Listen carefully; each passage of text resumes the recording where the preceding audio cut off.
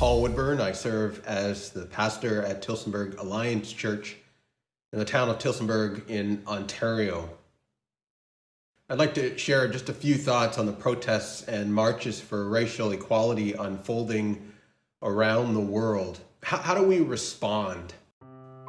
I have personally resisted responding as I have wrestled to separate the response of my own personal experience with racism from the response I'm called to as a follower of Jesus Christ. Church, every single one of us has biases and bigotry in our hearts. Your biases may not look like mine, but we all have them. We all look at certain people and make judgments and assumptions even though we don't actually know that person.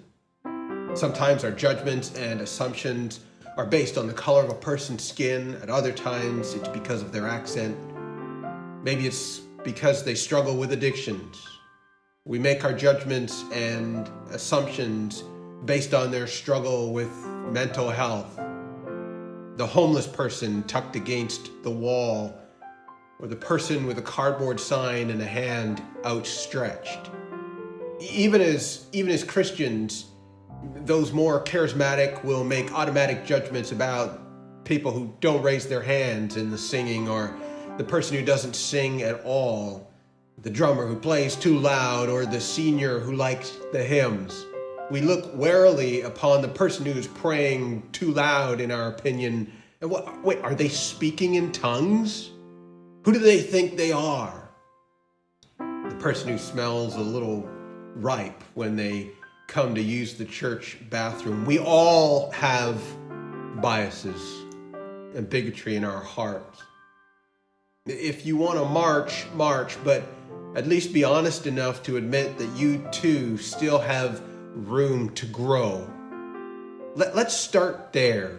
That before we point our fingers, or maybe as we point our fingers, let's also look inside our own hearts. And let's keep looking there in our own hearts, even after the noise and the rhetoric fades, even after the tear gas dissipates and the echo of the flashbangs are all silenced. Perhaps what we ought to do as we watch these images on the news and online, maybe what we ought to do is pray. Pray something like this: Father, shine the light of your holiness on my heart and expose anything in me that is not of you. Help me to be like Jesus in my neighborhood, on my streets, in my life. Help me to be a bringer of peace and light into these times.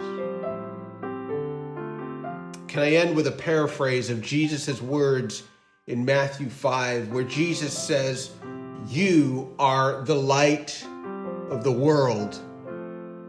I still remember the shock of the first time I read those words as a kid. I thought, isn't Jesus the light of the world?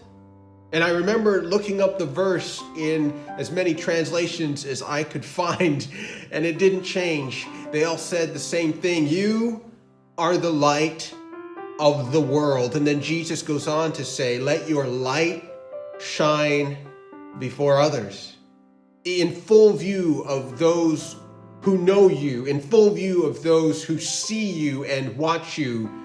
Because if you do that, if you let your light shine, they will see the Father in your actions. There is so much more I want to say, so much more that needs to be said. But let's start there.